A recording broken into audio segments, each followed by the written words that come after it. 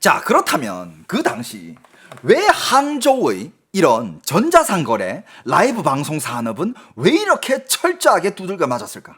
한국도 가끔씩 이렇게 뭐 유튜버라든지 뭐 인플루언서라든지 이런 사람들 뭐 세무조사 들어간다라고 하잖아요. 근데 세무조사 들어가면 솔직히 낼 건 내면 돼. 왜냐하면 뭐 물론 한국 인플루언서들도 많이 버는 사람들은 많이 벌지만 뭐 딱히 그렇게 뭐 탈세할 게 없어. 그리고 세금이 좀 빵꾸가 났다. 그럼 내면 되지. 그래 봤자 뭐 가끔씩 뭐 이제 세금이 좀 크게 빵꾸 난 사람들 뉴스에 나오잖아요. 그게 이제 뭐 100억, 200억 정도야. 100억, 200억 개인 입장에서는 그게 어마어마한 돈이라고 느껴질 수 있지만 나라 입장에서는 또 그게 그렇게 큰 돈은 아니거든. 그리고 세금이 그만큼 많이 나온다? 그거보다 훨씬 더 많이 벌었기 때문에. 그래서 세금을 내면 되는 거예요. 근데 중국은 왜 한동안 이렇게 때려잡혔냐면 이게 이제 그냥 세금만의 문제가 아닌 거야. 일단 돈으로 봐도 액수가 너무 커. 아니 대한민국의 어떤 많이 버는 인플루언서가 내가 버는 게 저 인플루언서가 버는 게 웬만한 상장사보다 많이 벌어 이런 사람 아직 없거든. 그 정도로 많이 벌지도 않거든요. 근데 중국에서 얘 한 명이 상장사 몇 개를 합쳐도 얘만큼 못 번다고? 걔네들 상장사들 직원 다 합치면 몇십만 명인데 그 몇십만 명이 얘보다 못 벌어? 중국 말 중에 옛말 중에 이런 게 있습니다. 푸커디고 부가 나라를 누를 수 있을 정도의 부가 올라오잖아요. 그때는 이제 나라 입장에서도 이거 위험한데. 특히 공산당 국가들, 특히 사회주의 국가는 바로 이거 가만 놔두면 안 되겠다. 왜냐? 그 정도 많이 버는 사람이 가지고 있는 게 돈뿐만 아니라 이 판매력뿐만 아니라 뭐를 가지고 있습니까? 수천만 명, 수억 명의 팔로워를 움직일 수 있는 그 힘을 가지고 있어요. 중국이 제일 두려워하는 그런 사람을 동원하는 그런 힘, 그걸 무서워하는 거야. 손해는 그냥 한국 돈으로 따지면 손해 그냥 뭐 수천억이랑 수조 원대의 현금을 가지고 있고 사람 동원력이 몇 천만 명에서 몇 억 명을 동원을 시킬 수 있어. 그래서 중국 정부의 눈에는 원래는 그냥 뭐 인터넷 쇼핑? 그래 하는가 보다. 근데 나중에 중국 정부의 눈에는 이거는 라이브 커머스 산업이다라고 단정 짓기에는 너무 복잡한데? 너무 거대한데? 이거는 강력한 기층 동원 능력인데? 그리고 이건 동시에 금융 리스크다. 중국 당국의 관점에서 이런 잠재적인 위험을 제거하려면 세무조사를 하고 계정을 차단하고 규칙을 만들어가지고 이들을 해체시키고 컨트롤하고 장악하고 그 작업이 그때 한 방에 다 들어간 거예요. 중국 공산당들이 제일 잘하는 거 위험 요소는 새싹일 때 잘라버리는 거. 얘네들이 커지면 골치 아파지거든. 얘네들이 미래의 위험 요소가 될 것 같다? 얘네들은 그냥 새싹 때 잘라버려요. 처음부터 이 잠재적 위험을 철저하게 우리 안에 가둬두려는 것이죠. 항저우의 라이브 커머스 산업의 쇠퇴는 겉으로 보면 산업 성장의 보너스가 사라지고 상품 품질 문제와 악성 경쟁이 누적된 결과처럼 보이지만 실제적으로는 뭐예요? 공산당이 다 만든 판입니다. 권력이 걸어버린 브레이크예요. 그러니까 이건 뭐다? 본질적으로 이거는 시장 리스크가 아니라 정책 리스크였던 거예요. 여러분들 더 골 때리고 무서운 게 중국 사람들 입장에서도 진짜 무서운 게 뭐냐면 중국의 이런 소위 이런 규제에는요 복잡한 절차가 없어요. 가끔씩 한국 드라마에 보면 어디 경찰들이 나와가지고 조사가 나오면 영장 있어? 지금 이거 허가 받고 지금 나온 거야? 어쩌고 저쩌고. 중국은요 그런 절차가 없어요. 그냥 영장 발부하고 절차 거치고 누구 허가 받고 그딴 거 없습니다. 그냥 중국에서 어디에 출동을 했다 그러면 저 위에 꼭대기까지 다 허락 낸 거야. 반항을 해봤자 소용없는 거. 그것도 중국 사람들도 다 알아요. 그래서 중국에서 어디서 쳐들어가잖아요. 나 끝났구나. 근데 여러분들 이게 듣기로는 재밌죠. 이런 썰 풀면 재밌죠. 저도 이런 거 재밌어요. 굉장히 진짜 드라마틱하잖아. 근데 여러분들 생각해보세요. 여러분들이 이런 나라에 살아. 그리고 여러분들이 그 나라의 기업가야. 한 1000명의 월급을 책임지고 있는 기업가야. 그런 나라에서 하루하루가 조마조마해. 아니면 그런 나라에서 살고 있는 그냥 일반 직장인이야. 이런 식으로 기업을 때려버리면 직원들은 어떻게 돼? 하루아침에 잘리는 거예요. 노조? 노조 같은 소리 하고 있네. 노조? 반대 어쩌고 저쩌고 일자리 보장하라? 뭘 보장해? 중국에서 중국은 없앤다 하면 없애버려요. 그런데 그거 없애면 결국에 누가 피를 제일 많이 보겠어? 그 회사에서 다니던 직원들이야. 직원들은 그냥 일반 서민들, 중국의 인민들이야. 이 인민들은 그냥 하루아침에 그냥 잘려 나가는 거고, 그냥 뭐. 대출 받아놓은 거 이빠이 있으면 뭐 그냥 인생 난이도 곱하기 100 되는 거야. 중국에서는요, 고위층에서 결정을 내리잖아요. 바로 다음날 바로 집행해요. 그냥 밀고 들어갑니다. 이런 속도를 두고 어떤 사람들은 중국의 속도라고 부르는데, 이것은 그냥 위험을 분산하거나 회피할 방법이 전혀 없는 리스크 그 자체예요. 여러분들, 전 세계는 여러 유명한 국제 도시들이 많잖아요. 그런 화려한 국제 도시 안에는 어떤 사람들이 있어? 고소득의 종사자들이 있습니다. 뭐 자영업자일 수도 있고, 아니면 변호사, 고수익의 일하는 사람들, 그런 고소득자들, 그런 사람들한테 뭐가 두렵냐고 물어보면 대부분 하는 대답은 경쟁이 두렵죠. 자신이 가진 기술이 시대에 뒤떨어져 도태되는 것을 제일 두려워하죠. 하지만 이런 두려움은 대응을 할 수 있어요. 내가 빨리빨리 더 내 기술을 업그레이드 시키고 더 빠른 업데이트 하면서 더 앞서가고, 방법이라는 게 있어. 그렇다면 여러분들, 그 반면에 중국 항저우에 있는 고소득자들은 뭘 두려워할까요?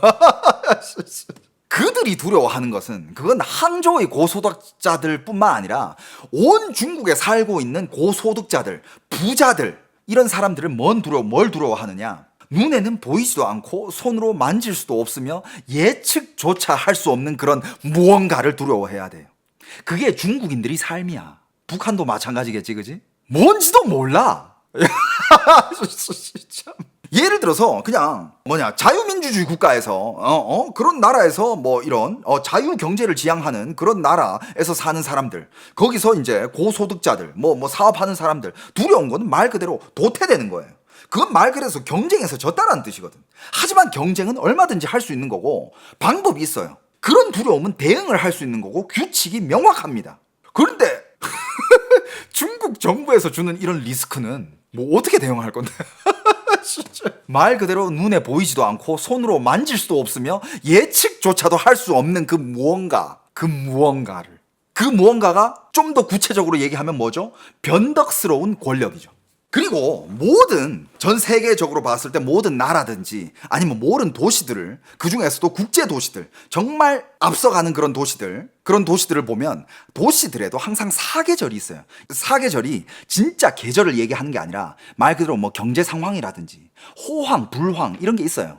항상 이렇게 될 수는 없어. 이렇게 하다가 이렇게 됐다가 이렇게 하다가 이렇게 됐다가, 이게 보통 자유민주주의 국가들이 가는 경제 노선이에요. 올라갔다 내려갔다 올라갔다 내려갔다. 사계절은 그렇게 반복이 되죠.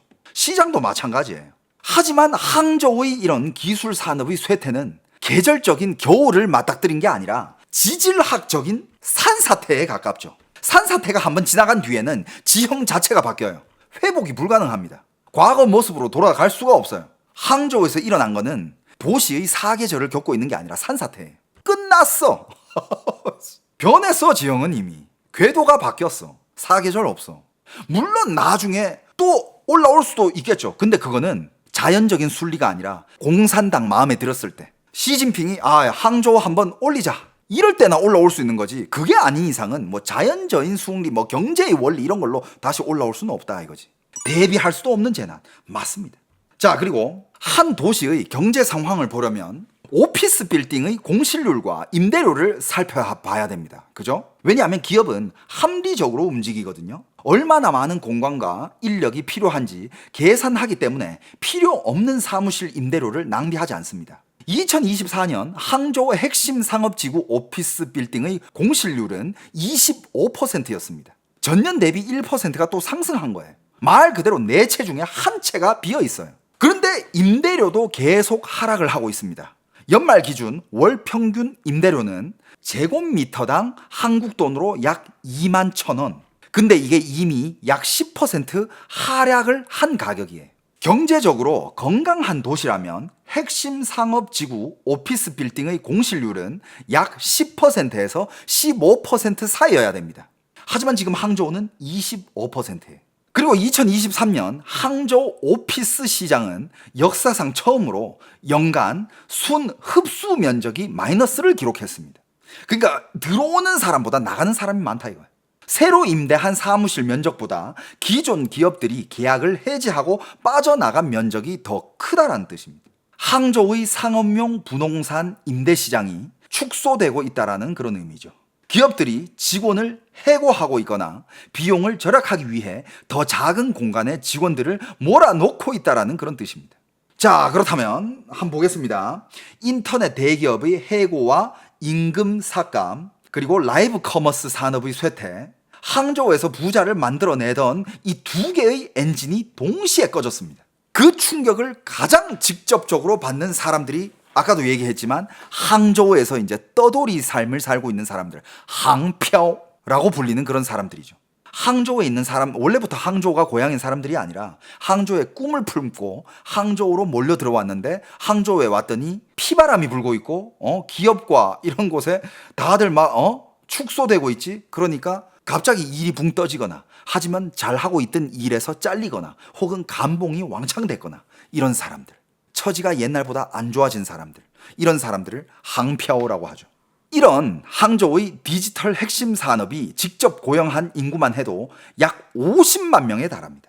이 사람들은 말 그대로 인재예요. 말 그대로 이 코드 전문가들이죠. 코드 노예들. 맨날 그냥 워낙 이게 요즘 이 코드가 이게 워낙 필요로 하는 산업이기 때문에 맨날 그냥 사무실에서 코드만 하는 노예들. 근데 이 사람들은 어마어마한 인재들이고 수입이 어마어마하죠. 근데 이 사람들만 50만 명인 거고, 예를 들어서 플랫폼 기반으로 일을 하고 있는 사람들도 있잖아. 생계 유지를 하고 있는 사람들. 예를 들면 뭐 배달기사, 차량 호출 서비스, 이런 사람들까지 다 포함시켜가지고 이게 다 디지털 경제권에 속하는 사람들이거든요.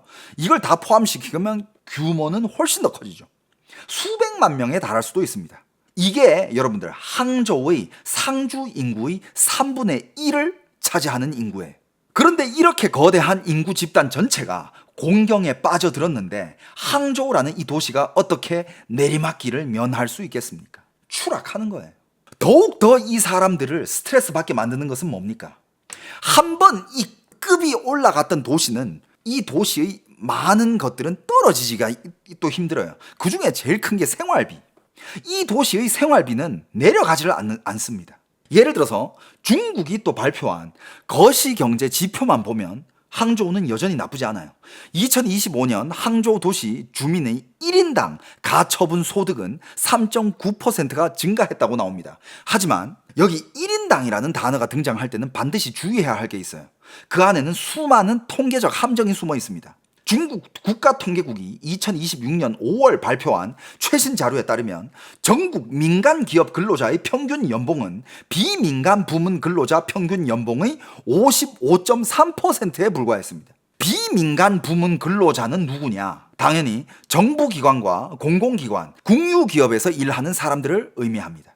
2026년 양측의 임금 격차는 관련 통계가 작성되기 시작한 2009년 이후 가장 크게 벌어졌습니다. 중국 사이신의 계산에 따르면 이 격차는 2014년 이후 9.3포인트 더 확대됐다고 합니다. 다시 말하면 항저우 정부가 발표하는 임금 관련 숫자는 실제보다 높게 나타날 가능성이 있다는 겁니다. 디지털 경제권에서 일하는 수백만 명은 대부분 민간 부분 종사자들이에요. 그렇다면 임금 통계를 조사할 때 이들의 실제 상황이 객관적이고 완전하게 반영되었을까요? 이거는 아주 많은 의문점을 남기죠. 이것이 과거 중국 통계기관에서 흔히 사용하던 그런 방식이기도 합니다. 통계 표본을 선정할 때 고소득자들을 더 많이 포함시켜요. 그 결과 최종 통계에서는 임금 수준이 상승한 것으로 나타납니다. 이게 중국의 통계적인 문제점이죠. 그래서 중국의 통계가 믿음이 안 간다라는 말도, 이런 문제는 심지어 중국의 학술계에서도 대학들도 이런 문제에 대해서 지적을 많이 했습니다. 그래서 중국의 통계는요, 통계와 사람들이 실제 생활에서 느끼는 체감 경기는 서로 전혀 다른 장부인 경우가 많습니다. 안 그래도 지금 여기 또 인구 소멸 도시 같은 건가요? 라고 인구 얘기를 하고 있는데 인구 얘기도 가져왔죠. 항저우의 인구를 한번 봅시다. 항저우를 떠나는 이런 항표, 항저우의 떠돌이, 이런 사람들이 숫자적으로 한번 봅시다. 2021년부터 현재까지 항저우 상주 인구의 순 증가 규모는 23만 9천 명이 순 증가했습니다. 2021년에. 그 해 항저우는 중국 젊은이들이 가장 선호하는 도시였어요. 1위. 근데 여러분들 2022년에는 17만 2천 명으로 감소를 했고 2023년에는 14만 6천 명으로 다시 줄어듭니다. 2024년에는 10만 2천 명으로 줄어들었고요. 계속 유입 인구, 증가 인구가 줄어들고 있습니다. 인구 순 증가 규모가 3년 전의 절반에도 미치지 못하게 됐다는 거예요. 더욱 주목해야 할 것은 연령 구조입니다. 2023년 말 기준 항저우의 60세 이상 인구는 전체 인구의 20.5%를 차지했습니다. 이건 뭘 의미하느냐? 항저우가 이미 고령 사회에 진입했다라는 그런 뜻이에요. 노인 인구 비율이 20%를 넘어선 것입니다. 반면 18세에서 34세 사이 인구는 최근 3년 동안 14만 명이 감소했습니다. 이 연령층은요, 기술 기업이 가장 적극적으로 채용하는 사람들이며 전자상 거래, 라이브 방송 산업의 핵심 인력이기도 합니다. 이들은 어디로 갔을까요? 항저우를 떠나기 시작한 거예요. 항저우에는 더 이상 이제 먹을 게 없다.浙江省, 항저우가 있는浙江省 전체의 인구 통계에서는 더욱 위험한 신호가 나오고 있습니다. 그게 무슨 신호냐면 2025년浙江省에서는 35만 8천 명이 태어났지만 43만 7천 명이 사망을 했습니다. 인구 자연 증가율이 마이너스를 기록했어요.浙江省 역사상 처음으로 인구 자연 증가율이 마이너스로 전환이 된 겁니다. 실제로 중국 전체적으로도 인구가 감소하고 있어요. 그게 수가 몇백만 명 수준이에요. 한국에서 한 달에, 예를 들어서 한국에서 1년에 100만 명이 줄어들었다라고 얘기하면 난리 나잖아요. 5천만 인구에서 100만 명이 줄었다고? 뭐야 이거? 근데 중국에서는 그래도 인구가 자기들 왈 14억이라고 하고 있지만 뭐 좋습니다. 14억이라고 쳤을 때 300만 명이 줄어들었다. 뭐 퍼센테이지로 따지면 뭐 그렇게 큰 퍼센테이지 같지는 않아요. 아무튼 지금 중국의 인구도 줄어들고 있는 그런 상황이에요. 자, 그렇다면 수십 년 동안 계속해서 외부 인구가 유입됐던 이 지역에서 자연적인 인구 증가가 마이너스로 바뀌었다. 이건 뭘 의미할까? 이 지역의 인구 증가 방식이 출생을 통한 자연 증가에서 외부 인구 유입에 완전히 의존하는 구조로 바뀌었다라는 뜻이에요. 그런데 외부 사람들이 이곳으로 이주를 하려면 이유가 있어야 되잖아요. 일자리가 있어야 되고, 밝은 미래가 있어야 되고, 살기 좋아야 되고, 돈벌이 잘 돼야 되고, 이런 이유들이 있어야 될 것 같은데, 하지만 지금 항저우는 일자리는 줄어들고 미래는 갈수록 불투명해지고 있습니다. 그러면 이제 사람들이 다시 이 지역으로 이주할 이유가 없어지는 거죠. 이 도시는 인구 흡입력이 약해질 수밖에 없습니다. 자, 워렌 버핏이 한 말 중에 이런 말이 있습니다. 썰물이 빠져나가야 누가 벌거벗고 수영했는지 알 수 있다. 이 말은 항저우에도 아주 잘 어울립니다. 기술 산업이 만들어낸 부의 물결이 빠져나간 뒤에야 이 도시의 계층이 얼마나 고착되어 있는지 드러났다라는 거죠. 항저우에 사는 사람들은 딱 두 부류가 있습니다. 어떤 부류냐? 일단 첫 번째는 항저우의 토박이들입니다. 특히 도심 속의 이 미개발 지역 혹은 농촌 마을, 이런 마을들도 옛날에 항저우에는 많았을 거 아니에요. 항저우도 발전이 되면서 여기저기서 재개발이 되면, 재개발이 된 곳은 신도시지만 재개발이 안 되면 아직 거기는 도시 안에 있는 농촌이잖아요. 근데 그 농촌들도 다 재개발이 됐잖아요. 결국적으로는 지금 항저우가 그렇게 크게 변할 때까지는. 그러면 일단 이 항저우에 옛날부터 살았던 항저우의 토박이들은 무슨 혜택을 받았냐? 재개발의 혜택을 받은 사람들이에요. 항저우시는 2016년부터 2020년까지 이런 도시 중에 있는 농촌을 355곳을 철거를 하고 재개발을 했습니다. 14만 가구가 이주 보상과 재정착을 마쳤습니다. 적게 받은 집은 한 집당 2채 정도 받고, 한 채, 2채. 근데 가족 수가 많다? 그러면 서너 채까지도 집을 받았어요. 집값이 가장 미친 듯이 오르던 시절, 이 서너 채 집이 이 가족들을 가만히 앉아서 수천만 원 위안대 자산가로 만들어 주었습니다. 말 그대로 한국 돈으로는 뭐 수십억에서 100억대 자산가죠. 그들은 아무것도 하지 않았어요. 그냥 항저우에서 살고 있었고, 항저우에서 돈이 몰리니까 항저우 도시가 재개발이 되면서 내가 그 재개발될 곳에 살았다는 이유만으로 집을 몇 채씩 가지게 된, 이런 식으로 부자가 된 중국 사람들이 겁나 많아요. 대표적인 게 베이징입니다, 여러분들. 베이징, 와, 제가 베이징에서 오래 살았잖아요. 중학교 때 내 동창이었던 애들, 진짜 애들 진짜 그때는 가난했어. 나는 그래도 용돈을 받았으니까 내가 그래도 돈이 많은 편이었어. 그래가지고 점심에 농구를 하거나 뭐 하면 내가 뭐 음료수도 사주고 뭐 밥도 사주고 그랬어. 내 용돈이 제일 많았으니까. 근데 그 진짜 내가 뭐 부자여가지고 용돈이 많았다 이게 아니라 애들이 너무 돈이 없었어. 근데 갑자기 이제 대학 졸업하고 내 군대 갔다 오고 중국 갔는데 애들이 다 잘 사는 거야. 겁나 부자야. 왜? 자기 집이 재개발이 됐대. 자기 원래 진짜 막 지붕이 무너질 법한 그런 홍벽돌, 빨간 벽돌 그런 집에 살았는데 갑자기 그날 재개발이 들어오더니 그리고 걔랑 걔네 아빠 엄마랑 할머니 할아버지 다 같이 살았던 거야. 가족이 많다네. 집을 세 채 네 채를 줬대. 그러니까 세 채 네 채 준다고 하니까 받았는데 갑자기 씨발 집값이 20배가 뛰더래. 그 중에서 한 20배 뛴 집을 팔았는데 갑자기 수중에 수십억이 생긴 거야. 수십억이 생기니까 어떻게 하겠어? 수십억이 이거 뭐 진짜 이거 뭐 안 써본 사람들이 이거 한 방에 쓰기도 힘들어. 아빠, 엄마, 자식 한 사람당 한 대씩 스포츠카 뽑았는데도 아직도 수십억이 남아있어. 그걸로 또 베이징 외곽에다가 또 집을 샀대. 월세 받고. 또 세월이 지나면서 그 외곽인데도 또 올라.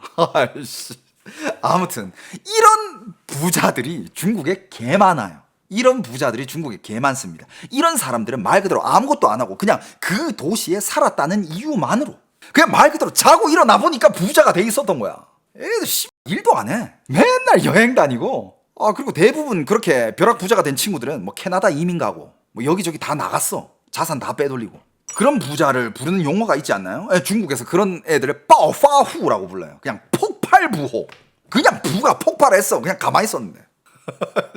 그런데 여러분들, 도시 자체는 경기가 어려워지고 외지에서 온 이런 항저우로 꿈을 찾아온 사람들은 어떻게 해요? 걔네들은 지주가 아니잖아. 걔네들은 집을 못 받았어. 그러면 월세를 내고 살아야겠죠. 방 한 칸의 월세도 많이 내렸어요. 왜냐하면 사람들이 하도 빠져나가니까.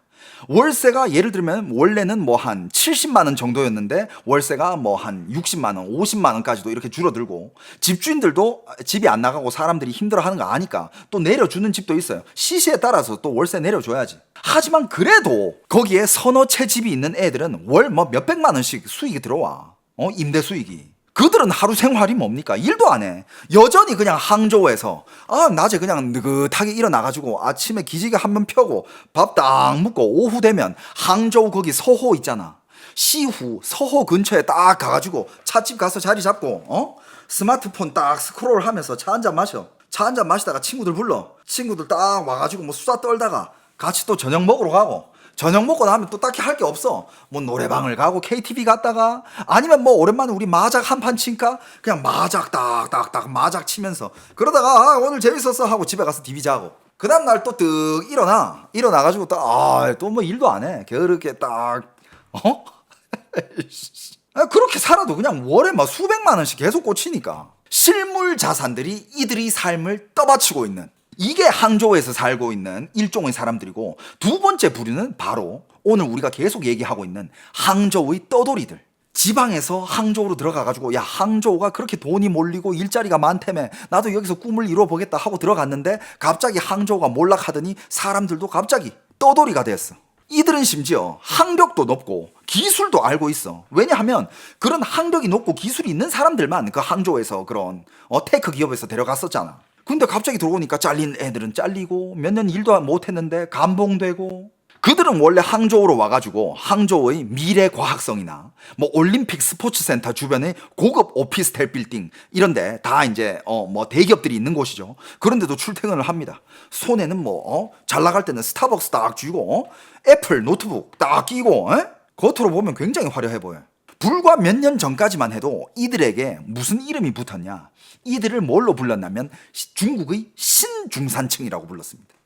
안 그래도 중국의 중산층들은 몰락하고 있었는데 이들을 중국의 신중산층이라고 불렀어요. 하지만 지금 그들은 신중산층 아니야.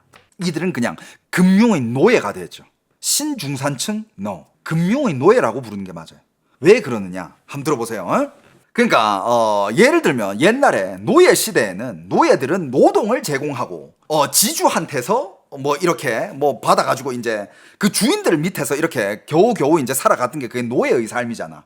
근데 현대의 금융 노예는 뭐냐? 뭐가 금융 노예예요? 주택담보대출 이자를 지불하고 끝없는 대출과 이자를 지불하기 위해서 계속 내 몸을 굴려가지고 일을 해야 되는 그걸 갚아야 내가 거주할 권리를 얻으니까. 그러니까 하우스푸어 같은 거죠. 대출, 은행빚. 맞습니다. 그게 뭐 금융노예지 뭐.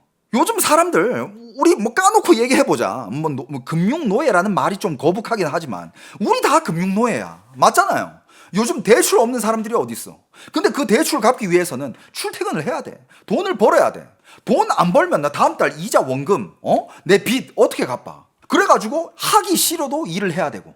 다 똑같아. 우리 똑같아. 카드빚 갚아야 되고. 야, 이번 달에 카드빚 얼마 나왔지? 와, 내가 이렇게 많이 긁었나? 다음 달에 이걸 내기 위해서는 또 내가 월급을 받아야 되네? 그럼 월급을 받기 위해서는 뭐 해야 돼? 일해야 돼. 일하기 싫어도 해야 돼. 그게 노예야. 하지만 이 금융의 노예라도 일정적인 수입이 계속 꾸준하면서 고수익이 보장이 된다면 그래도 일부는 나가지만 그래도 일부는 노예긴 노예지만 품위를 지키면서 인생을 좀 즐기면서 살 수 있는데, 근데 만약에 갑자기 내가 일자리가 잘리고 소득이 줄어들면 그때는 그 이자는요 말 그대로 이 온몸을 올가매는 족쇄가 되고 말 그대로 노예가 되는 거예요. 자, 과거에 그 항저우에서 인터넷 대기업 한 달 월급이 800에서 1000만 원 막 이렇게 벌 때가 있었어요. 그러니까 월급이 약 거의 뭐 1000만 원이니까 한 달에 약 400에서 600만 원까지도 대출 원금 이자를 갚아도 한 달에 아직 400, 500이 남아. 그걸로도 중국에서는 충분히 먹고 잘 살 수 있거든요. 여유롭게 즐길 수 있어. 하지만 지금은 해고되거나 임금이 삭감이 돼가지고 한 달에 예를 들어서 200만 원, 300만 원밖에 못 번다? 그럼 그때 그 대출을 받아놓은 사람들은 삶의 난이도가 어마어마해지죠. 매달 원래 갚던 이 400만 원에서 600만 원의 이 대출 이자는 뭐가 됩니까? 그 주택담보대출, 그 주택은 목숨을 재촉하는 독촉장이 된다라고 합니다. 실업 상태가 석 달만 넘어가도 현금 흐름이 끊어집니다. 과거의 농민들은 지주를 위해서 일을 했죠. 지금의 사람들은 은행을 위해서 일을 하고 있습니다. 많은 사람들이 한 도시에서 자기가 각자 살고 있는 그 도시에서 뭔가를 이렇게 소유를 했다? 그럼 자산을 소유했다고 생각하거든요. 하지만 정확히 따져보면요, 당신이 그걸 소유한 게 아니야. 그게 당신을 소유했다고 보는 게 맞아요. 당신이 집을 샀어. 야, 나 드디어 집을 가지고 있다. 내가 자동차를 샀어. 나 드디어 차를 소유했다. 아니야. 네가 소유당하는 거야. 부채가 여러분들을 소유하는 거예요. 제가 항상 여러분들한테 가끔씩 수다 떨 때 이 소유에 대해서 얘기를 하잖아요. 소유. 뭐가 소유냐? 간단하게 얘기를 해봅시다. 이 모든 자잘구리한 이런 물건들도 이게 여러분들이 얘네들을 소유를 할 수 있고 얘네들이 여러분을 소유할 수도 있는 거예요. 이게 무슨 말이냐면, 여러분들 사람의 인생은 원래 되게 자유로운 거예요. 원래 세상에는 이렇게 많은 물건도 없었고 사람은 그냥 가볍게 왔다가 가볍게 죽는 게, 가볍게 왔다가 공수래 공수거, 그게 사람이잖아. 누가 갈 때 뭐 죽을 때 다 가지고 가. 아무도 못 가져가요. 근데 예를 들어서 그냥 이 물병을 가지고 있을 때 내가 이 물병으로 그냥 이 물병은 언제 쓰는 거야? 내가 물을 마시고 물 마실 때 쓰는 거 아니야. 그 외에 뭐 언제 써? 그리고 물만 마시고 그냥 옆에 냅둬. 그냥 필요할 때만 써. 그러면 내가 얘를 소유하는 거야. 근데 만약에 이 물병이 물 마실 때 말고 이거 그냥 가만 내버려 두면 얘가 때도 끼고 녹도 쓸고 이건 내가 관리를 좀 해줘야 되겠는데, 그래가지고 가서 내 시간은 말 그대로 내 인생의 라이프 타임이잖아요. 내 인생의 시간을 얘한테 할애를 해주는 거야. 얘를 씻고 뭐 어디도 뭐 이렇게 닦아주고 뭘 해주고 또 말려주고 뭐 어디 또 넣어가지고 보양도 시켜주고, 그래야 얘를 오래 쓰니까. 근데 그 순간만큼은 내가 얘한테 소유당하는 거야. 당신이 얘를 소유하는 게 아니에요. 예를 들어서 여러분들이 자동차를 샀어. 차가 필요해. 차가 유용하게 쓰일 때, 내 출퇴근할 때 차는 무조건 필수품이고 차를 내가 필요할 때만 쓴다. 그러면 차는 당신의 소유품이지. 하지만 당신이 이 차의 할부금을 벌기 위해서 당신이 일을 하잖아.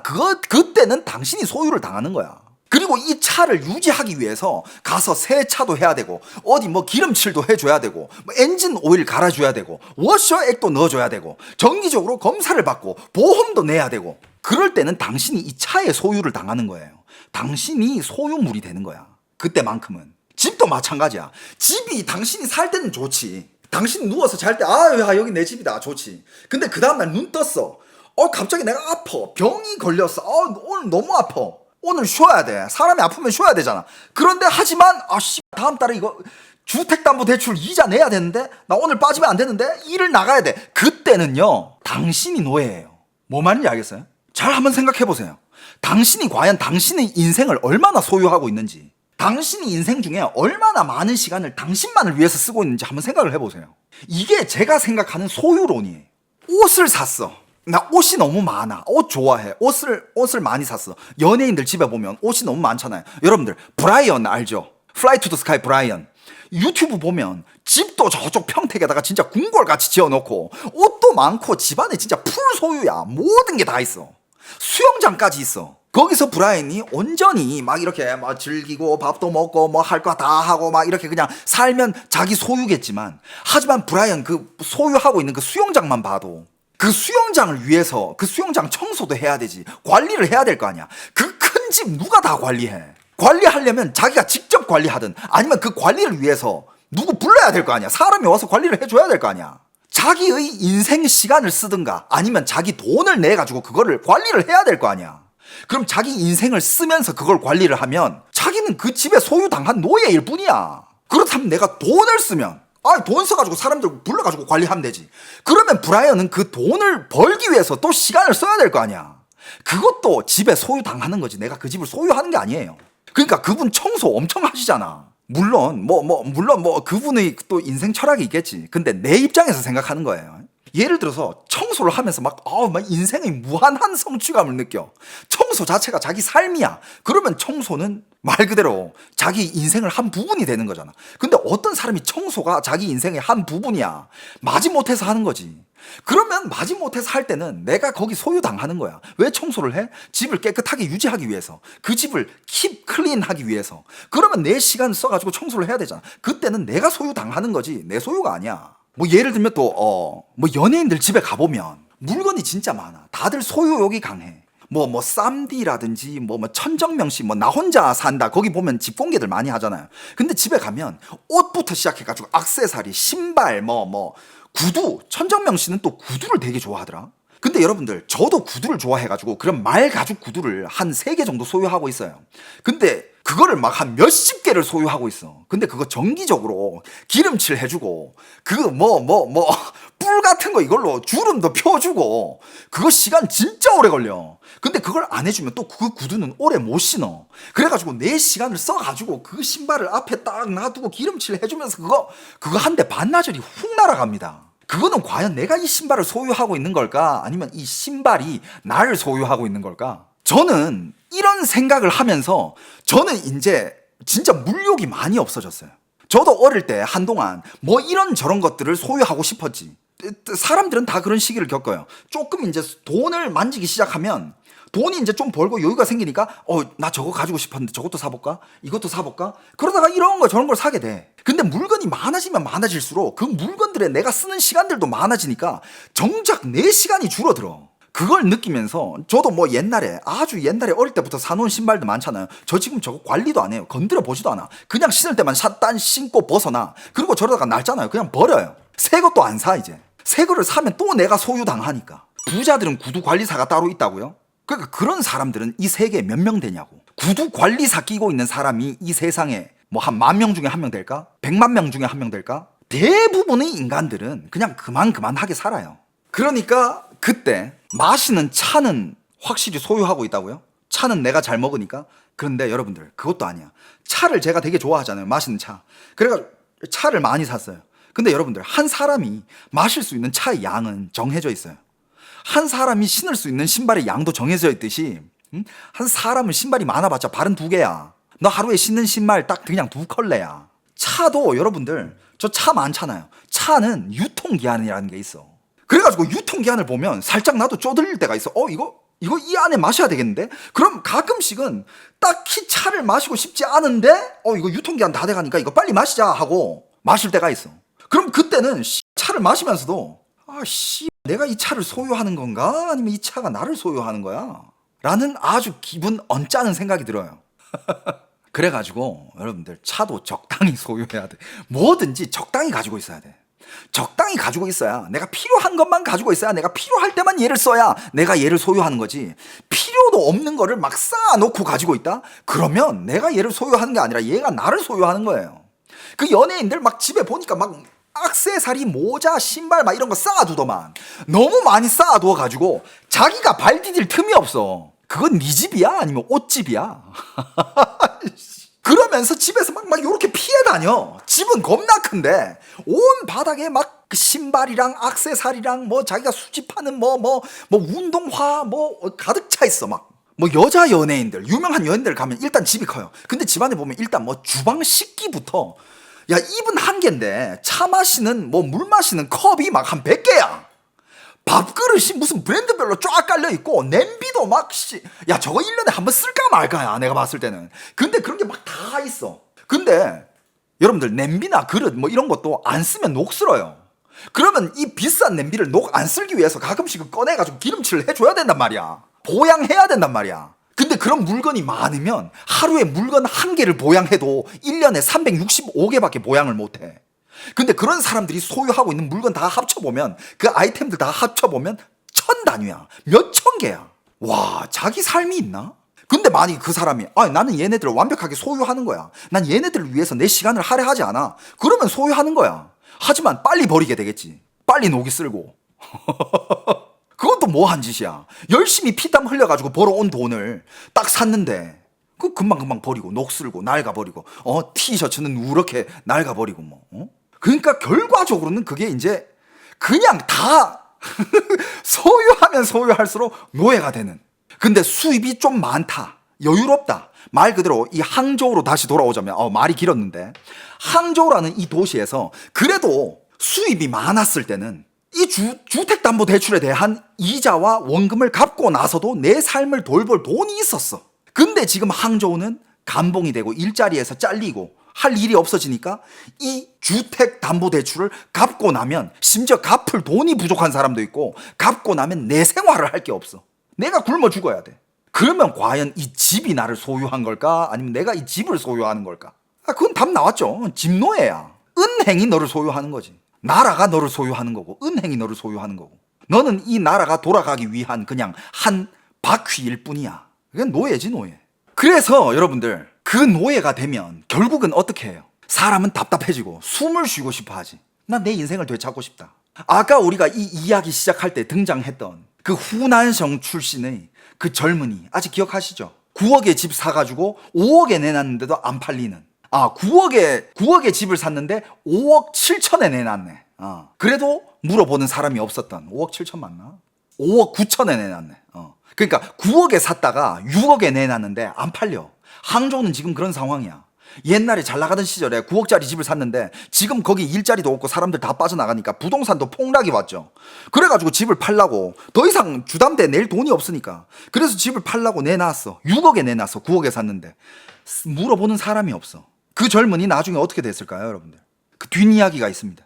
그가 내놓은 집은 매물로 올린 지 약 반년 만에 5억에 팔렸습니다. 9억에 샀는데 6억에 올려놨는데 물어보는 사람이 없어서 계속 낮추다 5억에 팔았습니다. 근데 여러분들, 5억에 팔면 어떻게 됩니까? 5억에 팔면 이 5억이 내 돈이야? 아니지. 대출을 얼마나 많이 받았겠어. 처음에 선수금 2억 7천 자기 돈 냈다 그랬잖아. 그럼 나머지 6억 3천은 대출 받았을 거 아니야. 그 6억 3천을 뭐 몇 년 동안 갚아가지고 좀 갚았다 치자. 그럼 한 5억 8천 9천 정도 남았겠대. 근데 이 집을 팔았는데 5억밖에 안 나왔어. 이 5억을 은행에다가 다 갚고 나니까 빚이 아직 8, 9천이 남아있어요. 얘가 그동안 오랫동안 뼈 빠지게 일해가지고 번 돈은 싹 다 날아가고 은행에 빚밖에 안 남아있어. 이런 스토리가, 여러분들, 이 이야기 실제로 실화입니다. 실화고 중국에서는 이런 이야기가 너무 많이 쏟아져 나오고 있어요. 항저우만 그런 게 아니야. 왜냐? 전국적으로 집값이 빠진 도시는 너무 많기 때문에.